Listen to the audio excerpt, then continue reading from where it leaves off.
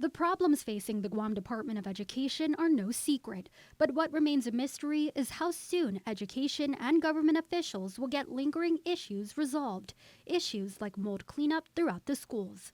The seemingly massive undertaking remaining held up in procurement for months now, with concerns of some classrooms smelling of mold coming out of campuses open to students like D.L. Perez at the start of the school year. Superintendent of Guam DOE, Dr. Kenneth Swanson. I would expect that we should see that contract awarded fairly soon, and I can't set a number on that because I don't have control of that process at all.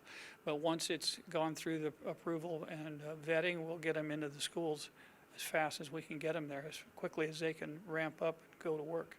But what Swanson refers to as quote-unquote as fast as we can looks to equate to a lengthy process. The superintendent breaking down why procurement seems to be the underlying factor of the issue not moving forward fast enough. It's the inspection and identification of areas in each building. Remember, we're looking at 40 campuses. And they've all got individual rooms and individual walls, and there's situations that you just can't guess on. You have to do air samples and those kinds of things. So you need someone who's qualified to do that according to EPA standards. Guam DOE continuing to figure out the scope of work needed, all while working with Guam Homeland Security, Office of Civil Defense, and GSA procurement utilizing the DLAN system. The challenge has been writing specifications to the level that there are qualified contractors on the island to bid on the job. The only one that I know of that was highly qualified was from off-island, and they're working for DOE, and we were instructed to go with on-island contractors. So that's been the challenge, and it's not complete yet, but it is out for bid.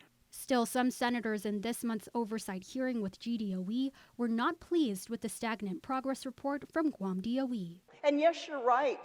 We gave you an extra year, but we didn't give you an extra year to sit back and take it slow.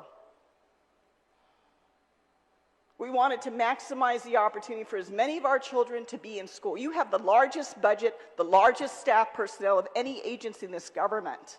And still, we are hearing tonight, we have no progress on mold mitigation. We have no contractors on board for mold mitigation because we're still trying to figure out the scope of what we need. Swanson on his takeaway from that hearing with lawmakers. I had two initial experiences with that. First of all, some of the senators are interested in gaining information, and some were interested in stating their opinions. Don't know how much information they took away from that. We tried to provide everything we could and be transparent. Their reaction to it is you have to ask them about it. Swanson doubling down, writing specifications for a contract that will involve several millions of dollars is not a simple thing. He adds Guam DOE has done a huge part of the mold mitigation themselves already, explaining further that the greater need for mold cleanup goes above the level of expertise of what the department can do. And in the interim, what remains in the air? What are students, faculty, and staff breathing in? KUAM will continue to follow the issue as it develops.